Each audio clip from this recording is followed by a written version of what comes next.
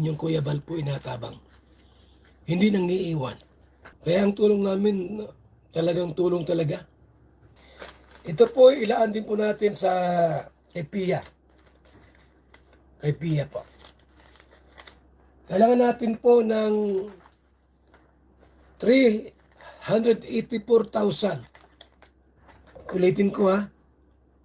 Kailangan ko po ng 384,000. Isang taong suporta. Hindi man yun kagad-agad yung 384,000 ang ibibigay mo ng buo. Hindi naman gayon. Buwan-buwan po. Monthly. Ang kailangan ni Pia po ay 32,000. Monthly. Para tuloy ang buhay. Kaya yung pera po, ayan, nakalista na. Kuryente, 2,000. Internet, 1,500. Bayad doon sa katulong, 10,000. Mga bata, kids, 10,000. Allowance, 10,000. Paano yan? Ay mag-aalaga. Magpupunas-punas, magbibihis. Pag napadumi yung si Pia, may mag-aalalay. Hindi po yung makakalakad. At bawal tiklopin yung tuhod. Bawal itiklop. Bawal itiklop. Bawal. Bakit? Straight. May stainless.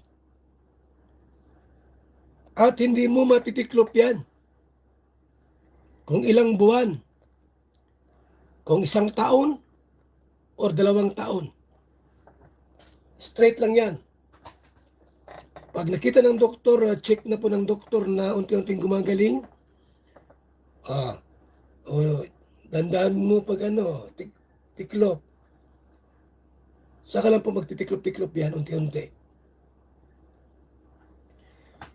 Ibig sabihin po, si Pia po ay hindi makakalakad.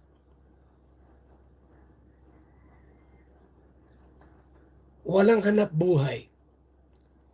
May anak na pinapaaral, kumakain, may kuryenteng ginagamit, may internet na ginagamit, allowance ng mga bata,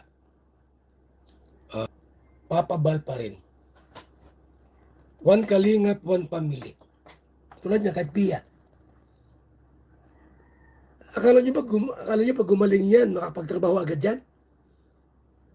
Ha? O, gumaling si Pia. Nakakalakad na. Akala mo ba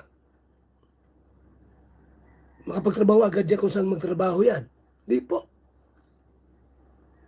Hindi ba ganun? Maganda lang sweldo niyan kung sakali magtrabaho yan. Kawawa. Kung iiwan mo yan, kawawa naman sila. Yung pera po, kung may perang dumating sa akin, tulong kay Pia, hati-hatiin ko yan.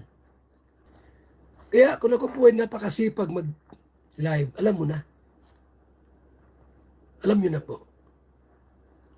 Kung ako'y masipag mag-content, alam nyo na. Marami akong tinutulungan na hindi nyo alam.